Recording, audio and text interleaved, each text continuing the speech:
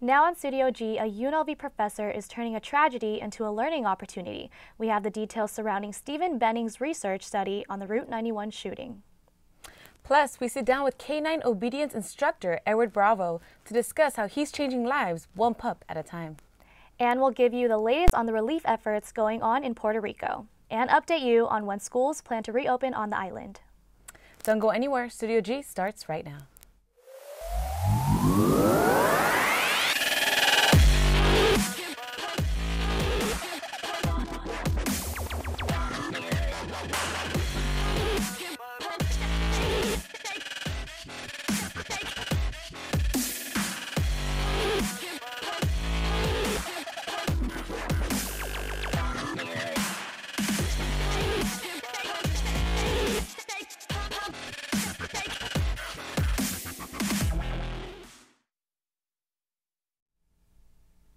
Good afternoon and welcome to Studio G. I'm Kayleen Talents. And I'm Jessica Vargas.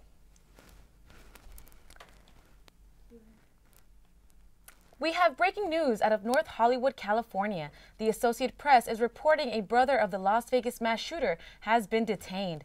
According to their sources, Bruce Paddock was taken into custody on a suspicion of crimes related to child pornography. We do want to note this is a different brother than the one who lived in Florida. Eric Paddock, also just in the newsroom, ABC News had reported that a hard drive from Stephen Paddock's laptop is missing, which could hinder investigators from examining a key source of evidence in the shooting. We'll keep you updated as more information becomes available. Stephen Benning, a psychology professor at UNLV, is gaining recognition for his latest research study. It explores how the Route 91 shooting emotionally impacted members of the community. If you would like to get involved with the study, the school is still accepting applications until the end of October.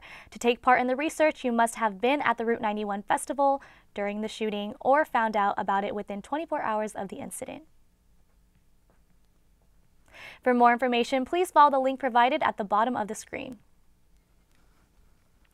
Every year, the Age of Chivalry returns to Las Vegas, where people from all over the valley come dressed up. Studio G reporter Giselle Delos Reyes went to check it out. A medieval kingdom has completely taken over Sunset Park as they celebrate the 24th annual Renaissance Festival. It'll be just like you're going back in time. The Age of Chivalry highlights all things Renaissance, from food to costumes.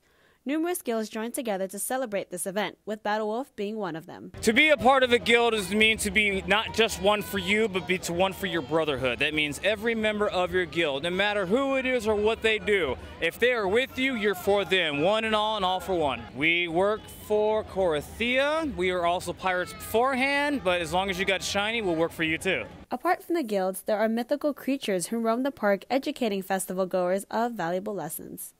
I am Penelope V. Pendragon, and I am the Wishing Fairy, and I teach kids about positive energy.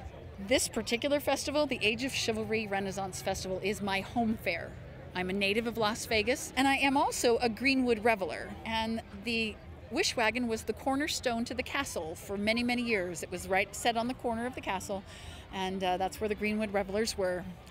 But then an ogre took our castle, and we had to move into the forest. But it was a really good thing because the forest is so beautiful. The whimsical Wish Wagon teaches children what a wish truly means and its importance. WISH is an acronym. The way I call WISH is an acronym, W-I-S-H. It stands for what is stated happens. And what we send out is what we get back. And so if you feel like your life is under attack, you need to send out better, and then you'll get better back. And once the kids know that, then they'll start to do it more often.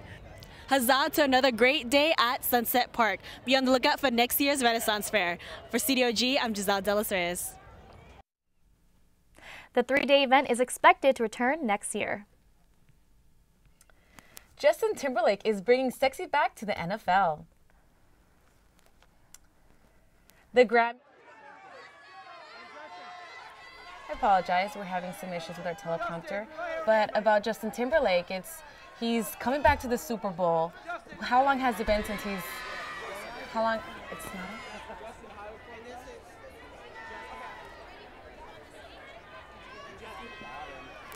The Grammy-winning artist just announced that he will be performing at this year's Super Bowl halftime show. He made the announcement Sunday night after posting a comedy skit with Tonight's Show host Jimmy Fallon on Twitter.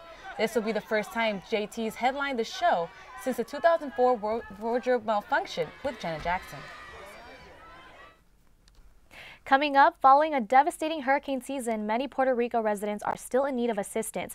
We have the latest on the disaster relief efforts. Plus, the wildfires in California may be out, but the cleanup is far from over. We'll hear survival stories from residents after the break. We'll be right back. I really enjoy doing my show. I love all types of rock, and that's why I'm doing Rock Through the Decades. We play the 50s all the way to today's rock music or rock bands. I want them to get the appreciation of how much rock has changed over the years and how it's still really great. You can never kill rock. I mean, rock is like the way to be, the way to go. The name of my show is Rock Through the Decades, and I am Rockin' Gemini. You can listen to this on the Rebel HD2 network. The show's name is the Rebel and Revolt Show. Pretty good show about, just someone who will actually talk about UNLV the way an outsider might feel. We talk about current events, we talk about politics, try to take an offensive swing with it. Sometimes it's hit or miss, and we talk about, the little things in life that everybody laughs about. And we are the Rebels and we are revolting. My name is Jameson Wilk and I run the Rebel and Revolt Show, and you can tune in at therebelhd2.com.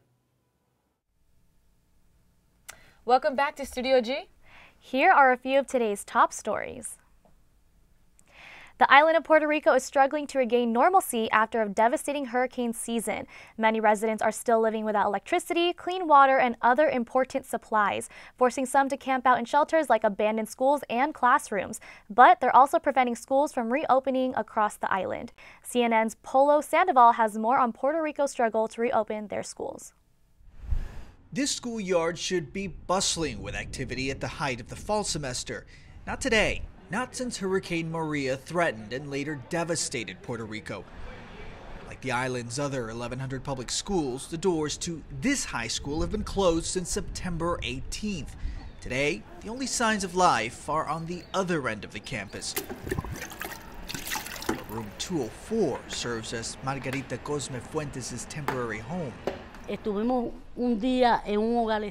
52-year-old grandmother of 11 tells me, from one moment to another, she lost her house and everything in it. Her grandson, Ezequiel, led us up the mountainside to show us what's left of his family's homes. There isn't much else he can do these days. Like most of the students on this island, a return to class may provide a welcome escape from reality. He says the first thing he'll do when he gets back to class is hug his friends, but he doesn't know when that will be. As long as displaced families like his are using schools as shelters, classes can't resume. The Department of Education announced Friday that some schools on the island would reopen on Tuesday, but the teachers at this school say that won't happen here. We have a lot of work to do, says Roxana Miranda, a drama teacher anxious to welcome her high schoolers back to class. While there is optimism, there is no real timeline for when students will walk down these halls again. Even if displaced families are resettled, there are still plenty of obstacles.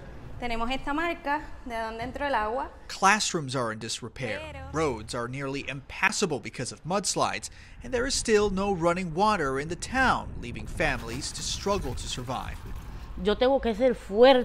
Margarita says she is staying strong and wants to see her grandchildren back in a classroom, just not this one.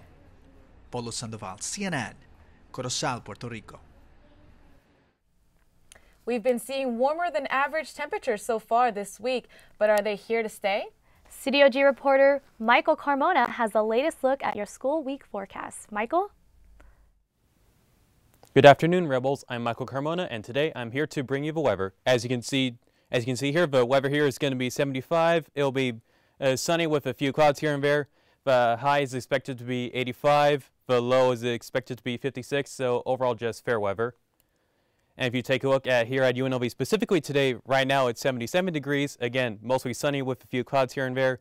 Visibility is 10 miles. There is light wind to be expected. And the humidity currently is 16%, so about standard. And right now, if we can take a brief look into the valley, you can see right now it's in the mid-70s, with the lowest being Summerlin at 73 and the highest being like at Boulder City and Nellis at 77 right now. And for our picture of the day today, here we have a view of the bleachers inside the Dodgers Stadium where the World Series will be taking place. And right now, like the Los Angeles is expected to have triple-digit weather, so it's going to be very hot for the teams playing there, and along with fans watching in the crowd. And now to have a look at our national forecast today, as you can see, it'll be like sunny or mostly sunny across the country with rain expected in the northeast and the northwest. And as I said earlier, LA is right now the only city right now to have a triple-digit weather. And if you plan on staying here tonight, or if you need to come back here later on, then the low for tonight is expected to be 58, clear, light wind again, and the dew point is 23 degrees. That's all we have for today. And now let's bring it back to the news desk. Thanks for the update, Michael. Let's get back to our stories of today. Foursquare has just released a list of the most popular fast food chains in each state, and what they found may surprise you. They've determined that in 38 of the 50 states, Americans prefer Chick-fil-A over any other fast food. To make the list, Foursquare looked at the number of visits per location and divided that by the number of locations in each state. But here in Nevada, we didn't fit the Chick-fil-A mold. According to the list, our favorite fast food should be White Castle. Subway is looking to make a boozy upgrade to one of their stores on the Las Vegas Strip. The location on Harmon and Las Vegas Boulevard plans to offer alcoholic beverages to their customers. This change comes as a response to Taco Bell's success after opening an alcohol-infused cantina next door in 2016. To compete, Subway plans to convert one of their sandwich stations into a beer cooler, along with offering other alcoholic drinks. And the Golden Knights are making NHL history. Despite losing two of their best goalies to injuries in the first 3 weeks of the season, last night the Knights won their 7th game in a 2-4 victory against the Chicago Blackhawks, making them the first expansion team in NHL history to win 7 of their first 8 games. And as of the ashes settle around the Northern California fires, survivors are just now returning home to assess the damages. ABC reporter Laura Anthony takes us to the scene to find out how some residents managed to escape. We were surrounded by fire. Jeffrey Morris still can't believe he and 3 friends made it out of their Clear Lake mobile home community alive. Called Holiday Island, the 30-unit park was completely cut off by flames as the sulfur fire raced down the hill toward them on the eastern shore of Clear Lake in the middle of the night. It was hard. It was hard. We didn't know what to do. We panicked when we just all ran. Morris and his friends evacuated their neighbors, but were then pinned in by flames. The truck Morris was going to make his escape in was itself consumed by fire. So he and his friends had to go to Plan B. The other 2 guys, they remembered there was a aluminum boat down here, so they threw it in the water and came around to the backside, and I went out the backside to escape. We got out of here in the boat and we were rescued about an hour later from the sheriff department. My son and I drove our motorhome through the fire. Larry Piazza lives on the hillside above Holiday Island, also devastated by fire. Somehow his home survived. And I'm really hurt about all this, what it did to everybody. Not just my son and myself, but everybody's stuff, and everything is gone. I'm going to have to return these cable boxes. Down at Holiday Island, Jeffrey Morris told us he won't be back. The memory of what happened here is just too painful. But he will be forever grateful that he and his best friend Jim and the 2 other buddies he escaped with are all okay. The 4 of us, we're going to be brothers for life. In Clear Lake, Laura Anthony, ABC 7 News. This just in, officials are saying that 8,400 homes and buildings have been destroyed in the Northern California wildfires, a significantly higher number than the 7,700 structures reported over the weekend. Coming up, K9 obedience instructor Edward Bravo is in the studio. We'll sit down and talk to him about the art of the K9 training and meet his best pal, Bruce. We'll be right back. As far as Studio G, at first it looks overwhelming, and at first it looks like it's a lot of work, but I'll tell you what, it's the most beneficial class I've had at UNLV to date, without a doubt. You get to not only develop stories and work on your interviewing skills, your editing skills, and your shooting skills from a camera perspective, you get to work on all the equipment that's in the studio. So you're working on audio, you're working on directing, tech directing, you get to produce your own show. You can take a 30-minute newscast and make it your own. And that's really cool about Studio G.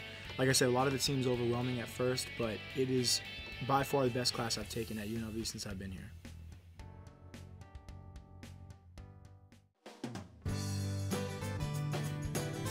Your community's farmers market. Welcoming, lively, friendly. A place where neighbors and friends come together to celebrate their community. With over 50 vendors, organic, sustainable, fresh produce are available just for you. Support and buy local at Fresh 52. You don't get to do an internship, you have to do an internship. It's one of the requirements for a journalism major. You have to do an internship before you can graduate. Definitely having an internship as a requirement really helps push yourself out there and to just remind you that your graduation is coming up soon. You're going to have to need some work experience in your career. So it's really good to put yourself out there early on, and they tend to help students a lot more. So when you do a student internship, it really helps out a lot.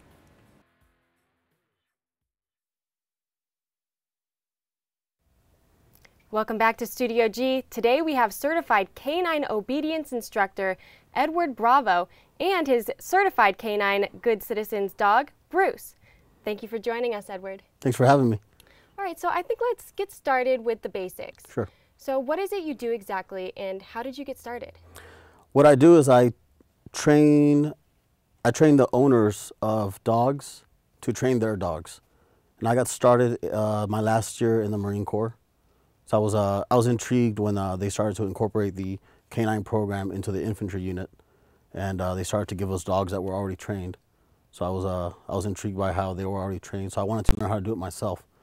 So I got into it that way, and I realized there was a lot better return when you train the owner how to train their own dogs as opposed to training the dog for them. Okay, so where do you get the dogs? When I train a dog, I get them from the animal shelter. Then I keep them for about 8 weeks and do the training myself. And then I find anyone who's willing to take a dog, and I teach them how to train the dog again. And then I just hand over the custody of the dog to them. Interesting. So what goes into the training process? It's all obedience. It's all reinforcement of who is in charge, the dog or the human. And it's always got to be the person that's in charge, because the dog has to learn to respect the authority. If you don't have respect in the relationship, the dog will learn to do whatever it wants, get itself in trouble. Okay, so what inspires you to train dogs? The realization that there's really no such thing as a bad dog. There's just dogs without training. And there's a large influx of dogs in animal shelters because people fail to realize that. So what's the biggest challenge for you when training service animals? When training a dog for service, the biggest challenge is the beginning foundations. It starts with obedience, and even before that, it starts with the dedication of the person to train their own dog. So can you tell me about Bruce's story? Sure. I bought Bruce. He was the only dog out of all the 6 that I have that I've ever purchased, and he'll probably be the only one in my lifetime that I purchased. I bought him for myself as a present during my last deployment, after my last deployment to Afghanistan. And I bought him, I came back with what they diagnosed as PTSD, and I read into it, and they told me that one of the best remedies for PTSD is getting yourself a dog. So I actually bought him for myself, and I started to train him, and he's been with me for 7 years now. And we've been doing great. He goes with me everywhere. Okay, so when you're done with training, where do the dogs go? They go to a new home if I'm the one that trains them. If someone contacts me for training, I'll train the person to train their dog. and then I'll direct them to, if they want to, for instance, train their dog for therapy work, I'll direct them to a therapy obedience instructor after we do the basic 10 steps to obedience, or for service training, I'll direct them in the right direction for that. But they usually stay in their new home or with their original trainers. Okay, so you just told us a little bit about Bruce, but do you have any other success stories you can share with us? Absolutely. The one I refer to the most is actually a pit bull named Roxy that I met in 2011, who was thought to be aggressive. And it's a major misconception when someone tells me that they have an aggressive dog, when in all actuality, dogs are not aggressive when they think they are. They're just highly energetic, and they have no output for this energy. So really, it's just a matter of finding a way for these dogs to let all this high energy out. So Roxy actually bit me in the stomach pretty good the first day of training, and the owner started to cry. She thought she was gonna have to put her down. I told her, no, it's not a problem. So I went to the doctor and got seen for that, and the next day we kept going with training. About 2 months later, I got a video from the trainer. She was able to take Roxy to the dog beach in California and was able to extend her leash about 20 feet with distractions and other dogs and people walking around and throwing balls and frisbees around, and Roxy was just completely focused on her own dog trainer, on her own master, if you will, and on the next command that she was going to get from her. So the problem was fixed. It was just a matter of Roxy needed some energy to be let out in the right way. Oh, that's really inspiring. Okay, so do you believe the old adage, you can't teach an old dog new tricks? No, not at all. Roxy was 5 years old when we started training her. So she was already set in her ways. She was 5 years into her, what they thought was aggression. She was already set in her ways, but you can teach a dog. As long as the dog is healthy and able to move, they can learn anything at any age. Wonderful. Well, thank you so much, Edward, for coming in today. That's all the time we have, but we'll be right back with more Studio G. Sunday evening jazz. I mainly play a lot of contemporary jazz music from the 1960s up until about 2012, 2013. When I go on, just explain who it was, the name of the song, the name of the artist, maybe the name of the album, their career. I just hope that everybody enjoys it and appreciate it for the kind of music it is and how great it is. My name is Sam, and I host Sunday Evening Jazz on the rebelhd2.com.